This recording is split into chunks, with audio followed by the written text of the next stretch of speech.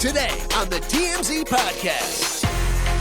Welcome to the TMZ Podcast. Eric and Eric here. How you doing? I'm good. How you doing?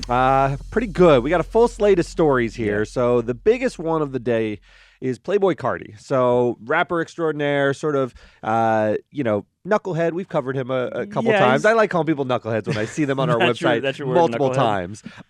He was involved in a very serious incident, or an alleged incident, where he allegedly choked his pregnant girlfriend. Now, what's interesting is this story didn't happen yesterday. This actually happened back in December. Yeah, right before New Year's. He got arrested, yeah. Right before New Year's on December 20th.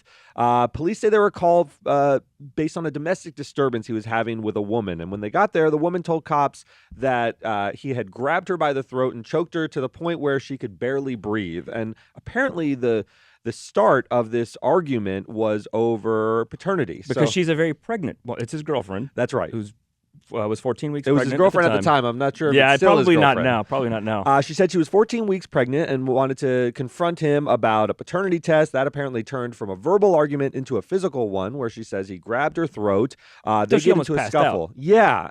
Apparently, she then at some point, someone intervenes. Another person who's present intervenes, and she's able to escape and run to her car or a car, get inside, and try to use. There's a system like an SOS system in a car where you can call the authorities without actually hitting 911 on your phone, but apparently, according to the police affidavit, Playboi Carti tried to put his hand over her mouth to prevent her from calling cops. This is yet another offense. You hear this sometimes where someone is trying to call the authorities and the person who is the wrongdoer or the alleged wrongdoer is trying to block them from doing so. That's a pretty nasty situation. She says it was still a physical altercation in the car. Eventually, she escapes. The cops do come.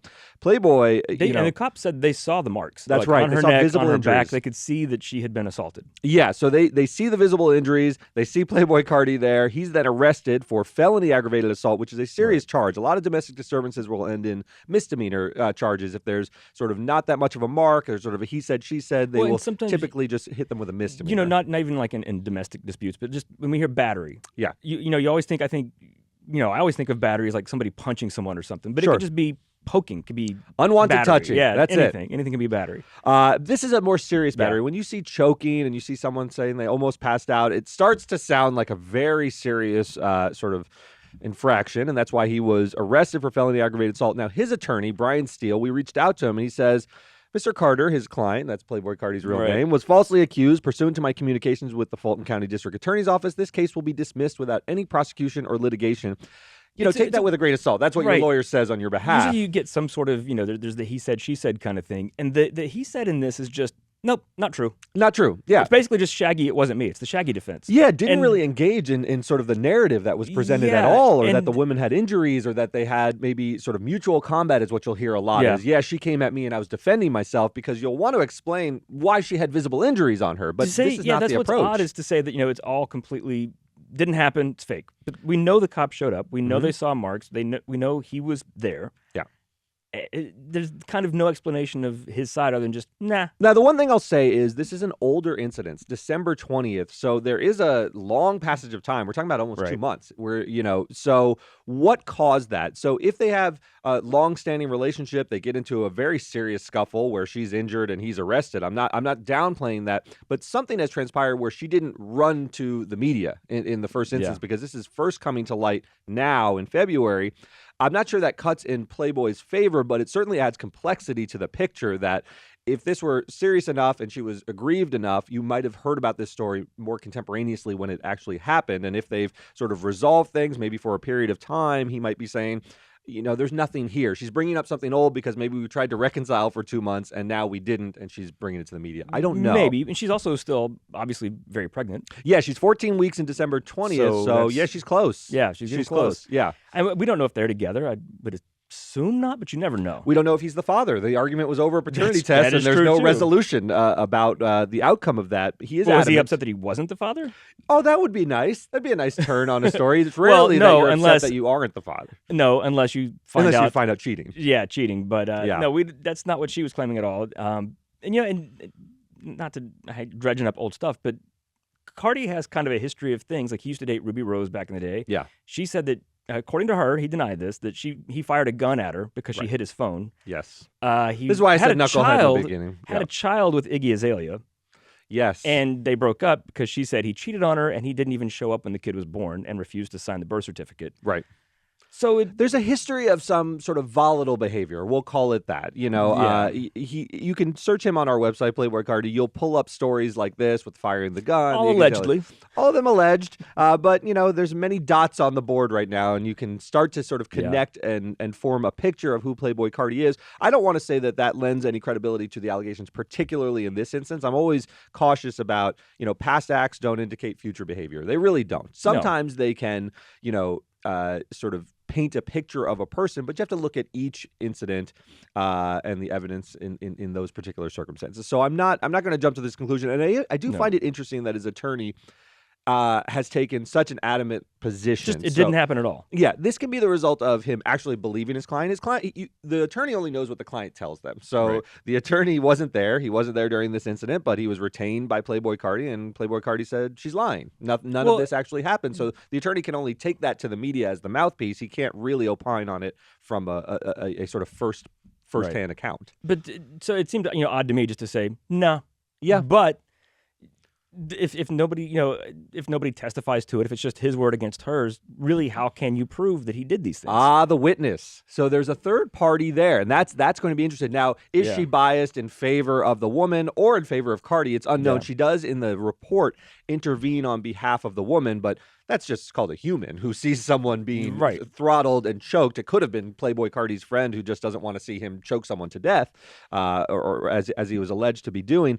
But that's going to be critical. If it's a friend of the woman who was choked, can you be like, oh, they're conspiring to try and get money out of me, or they're both lying? I mean, he'll try to puncture that credibility, but it's different than puncturing the credibility of the two combatants, right? It's like all of a sudden, well, what's really her dog in the fight? She just sort of saw these two people. She's not pregnant. She's not trying to get child support. This is just a third party who sounds more credible on their face, and that's why you look for these types of witnesses, eyewitnesses who don't have a vested interest in the outcome necessarily. She may, to your point, she may be a friend of her. She may be on Carti's payroll. I mean, I don't know who the bias could be. He could be like, if no, we don't know anything about this. I don't know who the witness is at all. But say she's a friend of Carti's girlfriend. Yes. He can be like, oh, well, she doesn't like me, and they're both out to she's out to break us up. That's right.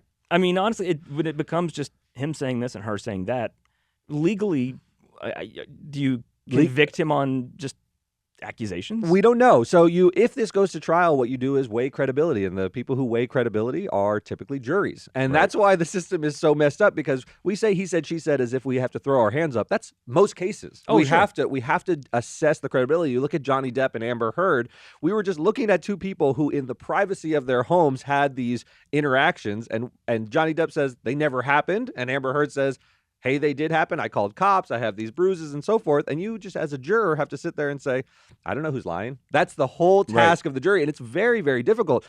Judges do it in other countries. And maybe you think that's a better system because they're sort of sober-minded and they're not as taken by biases, or they're able to like sort of pull the wheat from the chaff, but not really. We're all humans. It's difficult. He said, she said is very difficult. And unless you have sort of smoking gun evidence where you have a credible third party who witnesses something, you're mostly in these circumstances where you got to just assess. And, you know, what a lot of people always find the uphill battle in this is, you know, on the jury, who knows if somebody's, I mean, I'm sure they will ask if people are fans of Playboi Carti or rap fans in general, but if you like his music at all, or you're just kind of inclined to want to believe him, then that will sway the outcome. This is celebrity justice right here. It is celebrity justice. And it could certainly hurt Playboi Carti. It could help him.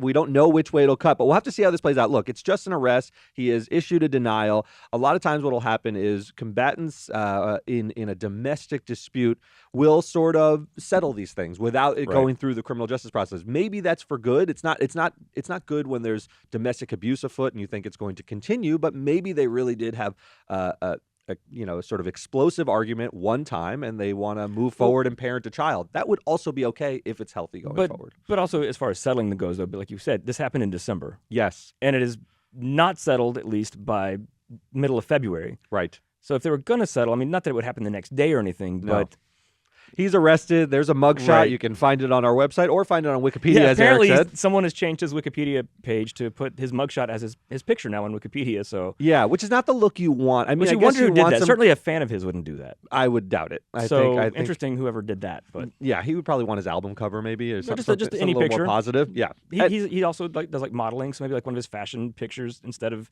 this mugshot. yeah. Although it's not a bad looking mugshot No, because no. remember it took place 2 months after, so it wasn't like freshly after Right. this incident. He's sort of healed up to whatever extent he was injured. Yeah. All right, let's move on to the biggest story of the week.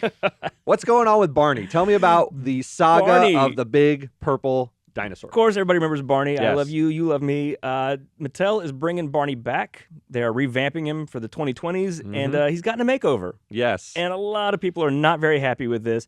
It looks more like animated, cartoony than just somebody in a felt suit like it used to be. Yeah, Barney was lovably, I want to say, analog back in the day. Yeah, he it was was a guy in a man suit. waddling around. He had a certain sort of type of movement. He was in the big furry purple costume. He talked to kids. He sang to kids. Yeah. You can watch the old clips online if you weren't a kid at the time. But people loved that, and there's a lot of 90s nostalgia for just the sort of low rent way it looked. Yeah. Right. Well, that's that was what- what they liked. This is going to be my not maybe so hot take on this. So a lot of people, of course, on social media hate this new Barney. They said that they did my man's dirty. Why does he look like he's sky high cracked on cocaine? Demi Lovato got her start on Barney as a kid. Yes. And Demi's mother just said, "Oh man, I hate change." That's what this is. Because think, the kids who grew up with Barney, that was 30 plus years ago at this That's right. point. They're pushing 40 at this point. Yeah, mid-30s And you're at hitting least. that age where, no, it's not what I grew up with. I don't like it. I That's hate right. change. And is your take that you believe this is objectively better and this is sour I think grapes this on looks so people much who better. just don't like change? People say this looks like creepy and bad. No, a guy in a big wobbly felt suit. That looks like if you saw Yes. pictures of Barney and somebody said that was from a horror movie from the 90s, like Chucky or something. Oh, yeah. You totally believe Just it. change the music underlying it. People Barney have done this had- online, yeah. And again, see, this is the thing. I was not a kid when Barney was big. I don't have that childhood nostalgia for him. He always had dead shark eyes to me and those creepy teeth. Yes. Nope, Barney was not my jam. I think this new one looks much happier and nicer and looks like he's gonna just take you on a picnic. I have a different sort of take on it. So the new Barney that I saw is he's animated more, right? I mean, Right. he doesn't look like a guy in a suit. He's computer generated, like any It's a cartoon Pixar character. cartoon character you would see. And the photo that they showed of him, I don't know if it's a photograph. That sounds like he's real. But if the picture, the rendering, he started doing a kick towards the camera. dancing. He's way too nimble. Part of the charm of Barney was, I agree with this guy, said they did my man dirty, and he said look sky high.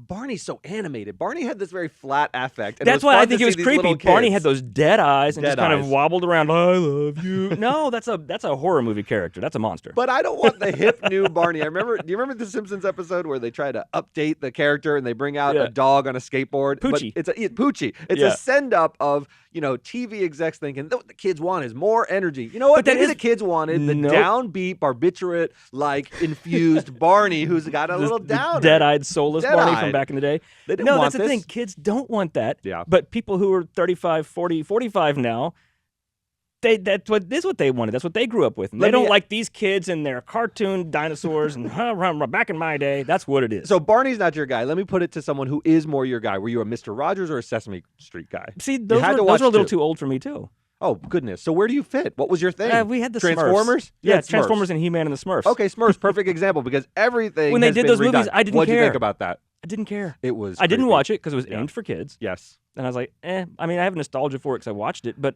I didn't need to go to the theater and see Neil Patrick Harris interacting with CG Smurfs. My take is, look, IP is everything, and they're just remaking all of the old stuff, but you have to be somewhat faithful to the original Why? They're not going gonna to watch you it. do this. Because the other thing is, too, Well, something... then make new IP. Then don't make No, Barney. because make there's the Gary kernel- the dinosaur. There's the core of what appealed to kids in the 90s. Yes. And they're going to take that basic thing and update it for now. That's why it's a reboot. Don't call him Barney. Kids now, like you have small kids. Do Yes. they want to watch a weird actor in a felt suit wobbling around a stage? Probably not. Yeah, Probably that's not. the thing. That'd be a little beta and, for them, and the yeah. thing is, this isn't something, Barney appealed to little kids. Yes. So, you can have nostalgia for things you liked as a teenager and you'll go back. That's why the Transformers movies do well. Yes. But people who are 40 years old now are not going to watch Barney teaching kids how to spell. Can I tell you? You're too old for that. Can I tell you who did it right? Don't mess with Barney. Here's my issue is you've now created a firestorm around a revamped purple dinosaur. What Mr. Rogers did was something clever. Mr. Rogers was the guy in the sweater, played by Tom Hanks for people too young to know the original. What they did to revamp the show is they took a character, Daniel Tiger, and he's now Mr. Rogers. That is the way to do it because Daniel Tiger has the gentleness, the good values. Yeah, they're still doing Mr. Rogers? He's been dead for 20 No, years. Mr. Rogers, just Daniel Tiger. He's dead. Yeah, and he was a real guy. That was a complication for revamping Mr. Rogers. But what if they just swapped in some new guy and called him Mr. Rogers? You'd be hurt. I'd be hurt. I wouldn't care. Gosh, Eric, have you no soul? All right, that'll do it for us. That's enough Barney talk. We'll see you guys next time.